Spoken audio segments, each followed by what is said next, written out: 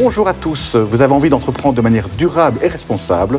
C'est possible, on vous explique tout avec nos deux experts.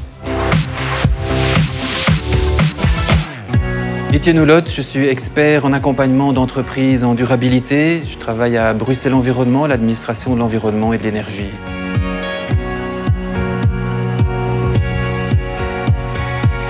Bonjour Étienne. Bonjour. Je suis ravi de te recevoir.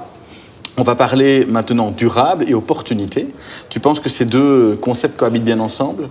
Moi je pense en fait le durable doit devenir une opportunité, notamment économique. Et donc ce ne l'est pas encore? Ça l'est déjà. C'est en chemin? Ça l'est déjà, mais il y a encore beaucoup de chemin à faire, je pense. On a beaucoup travaillé jusqu'à présent dans ce qu'on a appelé l'éco-management, oui. Donc des petits gestes vers l'environnement, que ce soit par exemple des économies en termes de factures d'électricité, changement des ampoules, travail sur le papier, sur les déchets. Je pense maintenant il faut aller vraiment un pas plus loin et ancrer le durable dans la stratégie économique de développement de l'entreprise. Alors justement, c'est quoi le durable pour une entreprise en termes de concret? Mais en termes de concret, le durable, c'est commencer effectivement par être sensibilisé par des gestes d'éco-management. C'est souvent la porte d'entrée, c'est par là qu'on commence. Ensuite, après, on retravaille son activité même, donc le produit ou le service qu'on va mettre sur le marché. Et c'est se dire aussi, si avant on avait le modèle de dire qu'une entreprise faisait des efforts par rapport à l'environnement pour développer son activité, enfin surtout pour faire des gestes par rapport à la planète, je pense que c'est plus suffisant. Donc il faut vraiment en fait se dire que l'entreprise est au cœur d'un écosystème, elle travaille avec des employés autour d'elle au sein de son entreprise et des personnes qui gravitent autour ses clients et ses fournisseurs.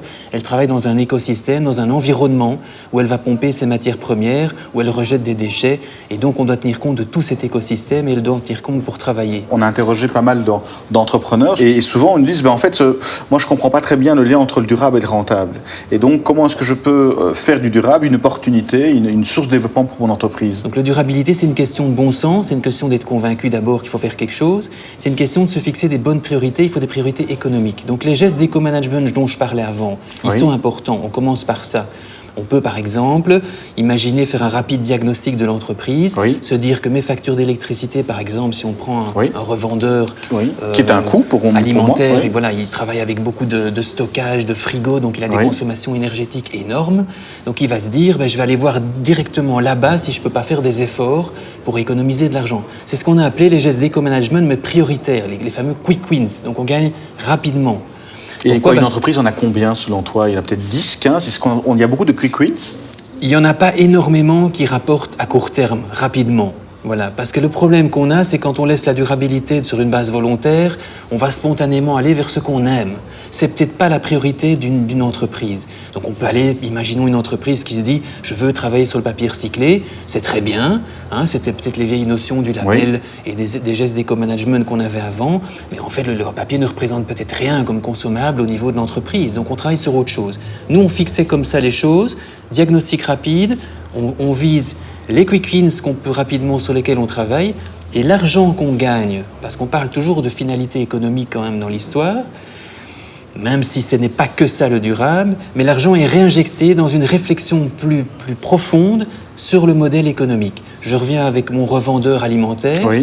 Il a travaillé sur sa consommation énergétique en plaçant par exemple des panneaux photovoltaïques, en produisant soi-même son énergie, en travaillant sur sa logistique, donc des véhicules plus économes en énergie. Ça, c'est ce que j'appelle les quick wins.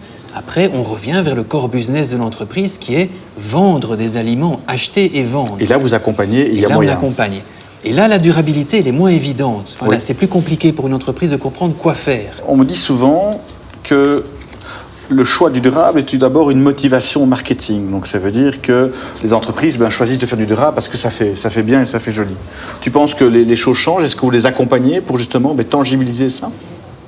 Mais le durable, tant mieux si c'est un branding ou un marketing pour l'entreprise et que grâce à ça, elle va gagner une clientèle. Pour autant que ça ne se limite pas à nouveau à l'éco-management. Voilà, ce qu'on avait appelé le greenwashing à un moment.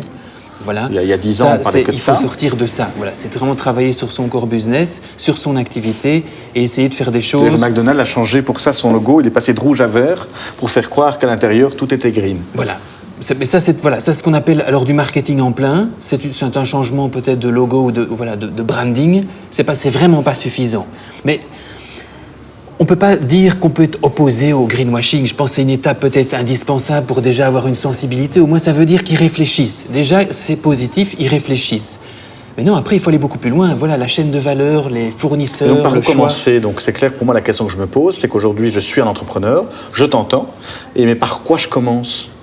Commencer d'abord, comme j'avais dit, par les éco-management rapides, Ok, gagner de ça, c'est l'argent, clair. ça on met de côté. Mais quelle est la première étape? Je dois contacter quelqu'un, je vais sur Internet, je vais voir des vidéos. Comment est-ce que je deviens D'abord, éco-responsable? être personnellement convaincu qu'il faut aller plus loin et travailler voilà, sur son modèle économique, sur son activité. Donc, conviction Ça, c'est personnelle. voilà. Par soi-même, on peut déjà identifier un tas de priorités qu'on pourrait faire pour améliorer son processus de fabrication du produit, par exemple, Oui. ou travailler sa relation avec les fournisseurs, les clients, voilà, travailler plutôt l'organisation Et donc, tu interne, dois consacrer l'intelligence du temps collective. là-dessus. Non, souvent les personnes ont beaucoup d'idées. Le problème, c'est de structurer les idées. Donc ça, c'est un peu l'accompagnement effectivement qu'on peut proposer, c'est d'arriver à mettre en fait les idées qui coûtent pas trop cher à la mise en œuvre et également qui vont rapporter rapidement. Alors, Étienne, tu as pas mal parlé des quick wins, mais qu'est-ce qu'il y a encore en plus de cela? Donc après les quick wins, il y a le vrai travail voilà, sur l'activité même de l'entreprise, donc sur le produit ou le service qu'elle va mettre sur le marché. Une entreprise par exemple qui va mettre des appareils audio sur le marché, Oui. son business classique c'est de mettre des appareils audio, vendre, service après-vente, et puis après ça se limite généralement à peu de choses près à ça. La vraie travail sur la durabilité, ça va être de reconcevoir un peu le processus de fabrication de l'appareil audio, dans la manière où il va être après pouvant être redémonté entièrement. Donc la personne va pouvoir récupérer toutes ces matières premières, recréer d'autres appareils audio avec un système de remise-reprise avec le client. C'est en fait ça la durabilité aussi. Ça veut dire qu'on fidélise une relation avec le client qui ramène son appareil, qui en reprend un Ok, autre, donc on crée qui est un cycle, redesigné. oui. Le constructeur, lui, récupère ses matières premières, en tout cas une grosse partie. Il dépend moins donc des matières premières, des fluctuations sur le marché, du coût des matières premières qui n'arrêtent pas de bouger, comme on le voit aujourd'hui. Oui. Et donc, pour l'entrepreneur, pour le client, ben, voilà, il y a une plus-value qui est générée à ce niveau-là. Donc ça, c'est vraiment pour moi l'ancrage de la durabilité dans une entreprise de type audio. Comme conclusion, selon toi, tu peux terminer ma phrase, dans 5 ans, la durabilité sera? Une stratégie évidente pour l'entreprise pour se développer. Merci Étienne. Je m'appelle Thomas Romagnoli, je travaille chez Bruxelles Environnement sur l'accompagnement des entreprises bruxelloises vers les opportunités de business durable et je suis le coordinateur du programme Resilience Coaching.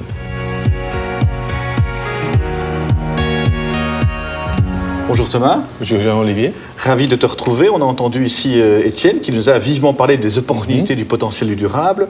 Mais en fait, la question que je me pose, c'est par quoi commencer clairement? Est-ce qu'on doit lire des livres? Est-ce qu'on doit aller sur le web? Est-ce qu'il y a des conférences? Est-ce que tu sais aider nos entrepreneurs à commencer par la bonne étape? Oui. Sur Internet ou à une conférence, l'entrepreneur va surtout capter des informations générales sans savoir nécessairement distinguer les informations qui sont pertinentes pour lui ou les opportunités qui se trouvent à sa propre portée. Il y a beaucoup d'infos, on est vite perdu. Oui, c'est ça. Et comme chaque entreprise a un cas spécifique, ceci demande aussi une approche personnalisée. Oui. Et c'est pour répondre à ce besoin que Bruxelles Environnement a lancé l'offre d'accompagnement qui s'appelle Resilience Coaching et ce qui est offert gratuitement. Résilience Coaching, ça c'est ambitieux, ça, non? Oui. L'objectif de cette offre d'accompagnement, c'est d'assister les entreprises bruxelloises pour trouver des solutions pour répondre aux opportunités du business durable. C'est un accompagnement qui prend 4 jours, étalé sur une période de 6 mois, Oui. qui est géré par des coachs, des experts en résilience d'entreprise qui identifient avec et chez l'entrepreneur les opportunités pour son propre cas. Ensemble, ils cherchent des solutions concrètes afin de répondre à ces opportunités identifiées. Et c'est sous forme d'un jeu? Comment ça se passe, cette formation? C'est des questions? S'il y a une méthodologie, clairement? Tout commence avec une bonne compréhension de l'entreprise en soi. Donc, au début, le coach prendra quelques heures pour déterminer avec l'entrepreneur où se trouve l'entreprise actuellement. OK. Parce qu'afin de construire un cheminement pour le futur, il est bien important de bien comprendre ce que l'entreprise fait actuellement. Et basé sur ça, on a créé une méthodologie qui marche avec qu'on appelle les 30 principes résilience. Donc, ce sont 30 principes sur lesquels toute entreprise peut réfléchir si ça peut apporter des opportunités à elles. Alors récemment d'ailleurs, j'ai vu ce que j'appelle un jeu entrepreneurial quasiment, parce que je pense que ça nous pousse à réfléchir, et j'étais étonné de voir que vous l'avez basé sur le business model Canvas. Ça veut dire que quoi, vous pensez qu'il y a vraiment un business dans le durable alors ? Oui, absolument. Le business, il y a plein d'opportunités dans le durable pour le business. C'est une façon, il y a des opportunités financières, mais ça donne aussi des possibilités pour inspirer les relations avec les employés. C'est une façon de renforcer les relations avec les fournisseurs, avec les clients, pour faire du marketing. Donc, ça touche à tous les aspects du business model Canvas aussi. C'est vraiment une opportunité pour faire du business. Il n'y a pas de secteur dans lequel ça ne peut pas donner des opportunités. Et il y a une taille aussi ? Est-ce qu'un entrepreneur tout seul ou une boîte de 100 personnes, est-ce qu'il y a une cible préférée ? Pour l'offre d'accompagnement, on vise surtout des PME ou des très petites entreprises. Pour les grandes entreprises, ça marche bien si on travaille avec une certaine problématique. À partir d'une certaine taille, réfléchir sur toutes les possibilités pour une grande entreprise, ça devient assez complexe. Alors Thomas, comme mot de la fin, en quelques secondes, pourrais-tu me dire qu'est-ce qui pourrait motiver et comment motiver un entrepreneur à pouvoir tester et lancer le Resilience Coaching et donc le durable ? Pour moi, parce qu'il y a le durable, ça donne aussi beaucoup d'opportunités et surtout aussi un avenir pour son entreprise. Et bien justement, on va parler avenir et opportunités puisqu'on va recevoir Emmanuel de Carodec qui a testé justement vos services et votre accompagnement. Et merci Thomas. Ok, merci à toi. Je m'appelle Emmanuel Everarts, 52 ans, ingénieur civil.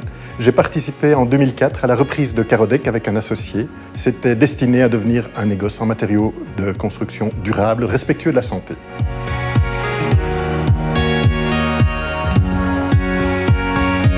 Bonjour Emmanuel. Bonjour Jean-Olivier. Ravi de te retrouver autour de cette table et de ce salon. On va parler des opportunités du durable. On a pas mal parlé avec Thomas et Étienne précédemment sur le fait que apparemment le durable, ça peut être rentable. Je sais que Carodec a fait l'aventure. Pourquoi avez-vous choisi de prendre l'aventure du durable ? Alors la première motivation n'était pas la rentabilité. La première motivation est une motivation personnelle.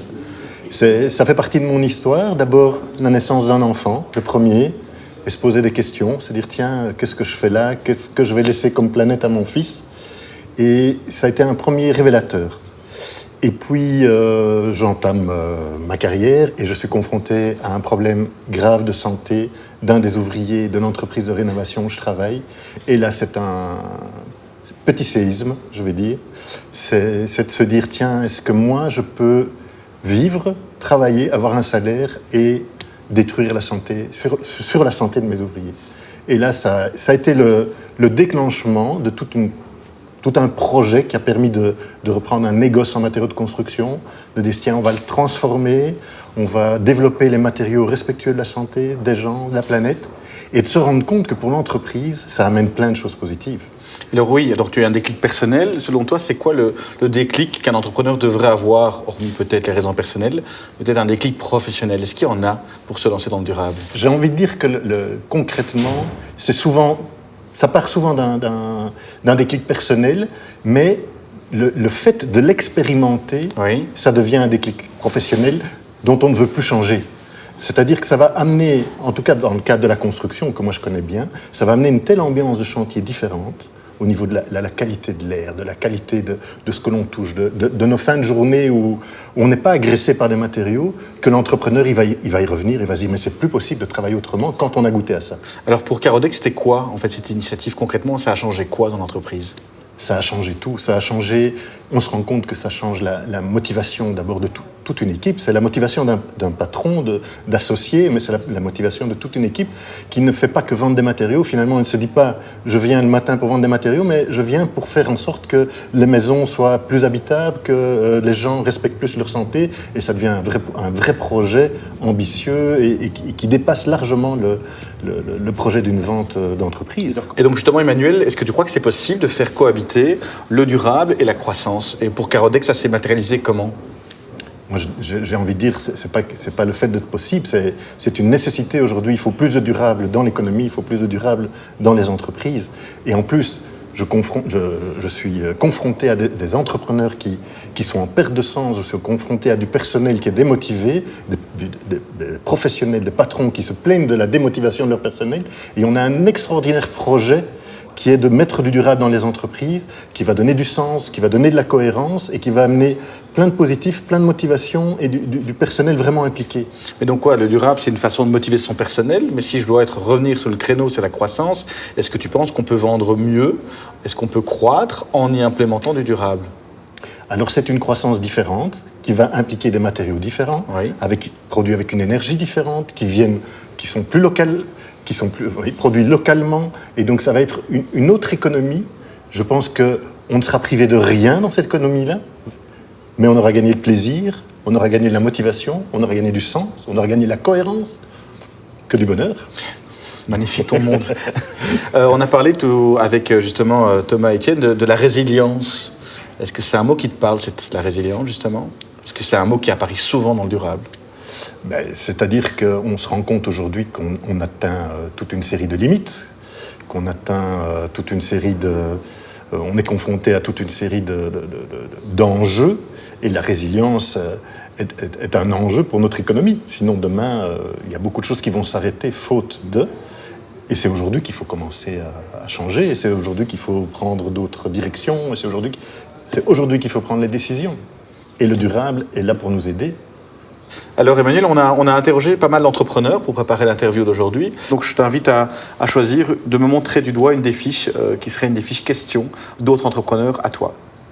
Montre-moi, c'est de ton choix. Alors je te montre, tu sais me dire le... Durable égale subside. Donc la question qu'on me dit souvent, c'est que les personnes qui choisissent la voie du durable, c'est des personnes qui cherchent absolument le subside pour lancer un projet, pour payer moins cher, mais qu'au bout du compte, ils n'y croient pas fondamentalement.